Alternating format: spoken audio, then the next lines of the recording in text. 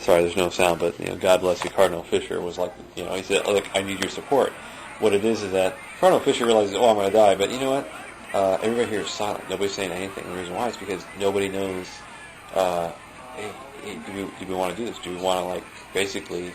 I'm basically telling the king, I'm not going to sanctify your marriage to Anne. And your divorce, and it's like the whole thing is basically. The bishop right there is just saying to the people, like, hey, I want you guys to realize what's going on. I want you to support me, and therefore realize I'm becoming a martyr. So remember my what I'm dying for. Thus guarantee my place in heaven, which is part of it. But then on top of that, it's also engendering the people. Hey. Rebel against his rule, because what's the will of the Pope at that time? The Pope controls Europe.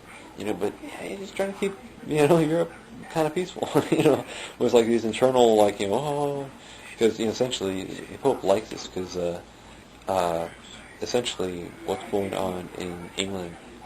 The problem with England at this time is that England owns France, owns part of France. At one time, England owned a lot of France. Why? Because England was Normandy. That's why England took over, Britain, because it just controlled so much land. Well, the French just eventually unified, and just we're just trying to push them out. And it's like, according to this one military historian, the French can never win the big battles, but they can always win or they can never win the big battles in the wars, but they could always win small battles outside of wars. So they would slowly conquer land, and then occasionally England would just declare war. And part of it is that they just need an excuse to do that. Well, and the thing is, you couldn't get much momentum beyond that. Everybody's Catholic and like that. But so Henry just finally totally breaks from the church to get whatever he wants. It's profound stuff. I love this. I studied this in college, so I love watching this. Okay, so I gotta turn this off. Yeah.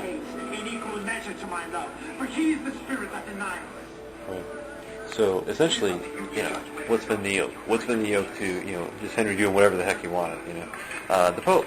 And before it was land, the Pope, basically controlled what these guys could do.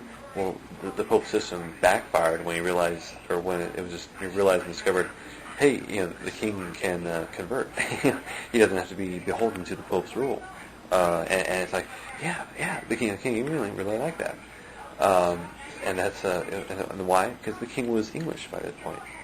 Before it was the Normans, so that was But that's why, the hatred. It's just like always.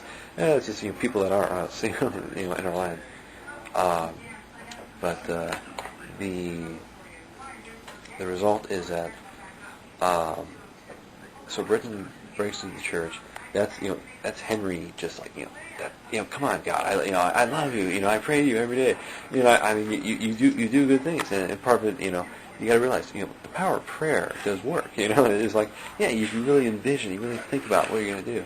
It's like positive thinking reinforcement to, whatever endeavor you're sort of going to achieve. And you can imagine people are just like, whatever thing I want to do. So even the king, because the king realizes, well, this is my life. This is the life I've been bred into, and essentially, look at Mary. What's Mary going through? Mary is being thrust into politics, so she's got to get wise quick. And poor Elizabeth, who's born, and then you look at it and you realize, holy cow, man! What's her face? Anne Boleyn kept drinking. Why? Well, because Anne Boleyn is a socialite. That's how Anne Boleyn, gets off. That's what she likes to do. She likes to be social. Well, the thing is, when you're pregnant, you can't be social. And why? Because, part of being social is drinking. Well, the thing is, every time she goes to these social things, Henry is just thinking he was, so it's like the Bill Clinton of his day, everybody realizes Henry's just this great guy. Everybody loves Henry. Let's face it. He's a meal ticket too. But basically he's doing pretty good, and England's been at peace. And it's just like, and that's kind of like what everybody wants. Everybody's like, all right, let's kind of keep at peace. But it's the ambitious lords who are going to be down in.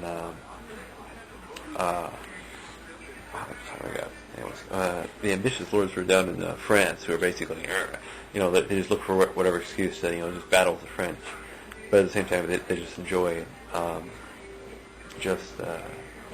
living with the French. Just like, the French are cool. But by this point, the two groups of families had differentiated.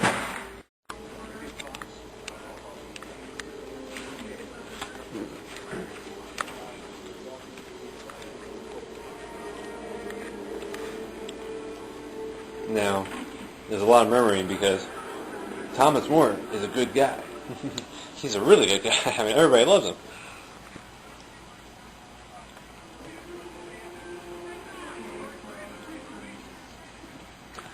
And, so basically, this good guy who everybody loves, and he doesn't anything bad, has been condemned to die. And because he stood by his principles, which is what a man is supposed to do. So what happened? Now, Henry.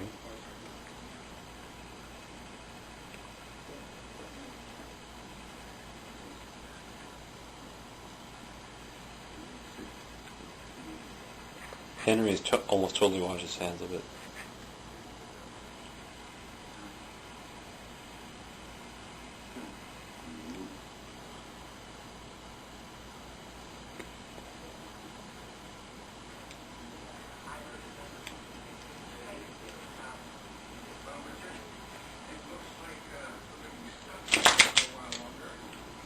But, and it's like, also, you got to realize that the punishment was this great, severe punishment. And everybody was like, oh my God. Like, all right, nobody's going to do it. Well, there were, maybe like a few people that would do it, but essentially, it was like more radical people. And it almost got to that point, like, okay.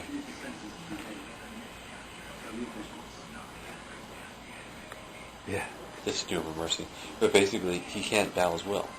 Henry essentially is a smart guy. He's just ruled by his emotions. Why? Because that's all he knows. Why? Because he's the king. Everything is given to him. He controls everything. Whatever is given to you, you control, and you just use it however you can. And when you're like part of the royalty in this case, which is part of this nobility, the part of this ruling class,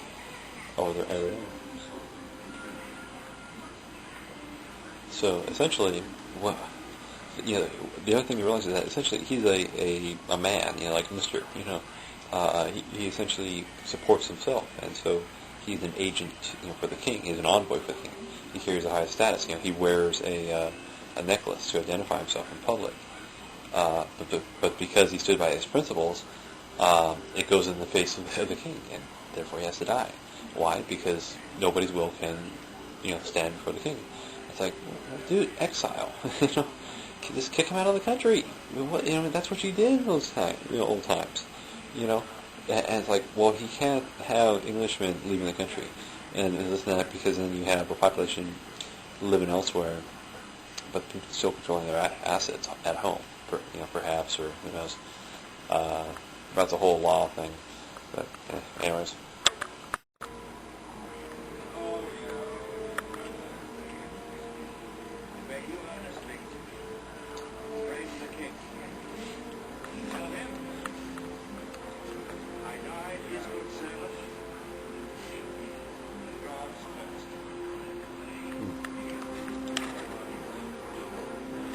So essentially, for your pardon and blessing,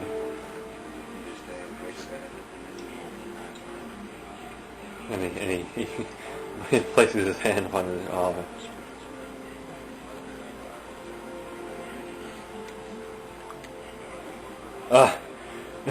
Do not be afraid to do your office. Like, even to the end, he's just this epic, awesome guy. And this is like, why? Because Henry realized, I gotta get rid of these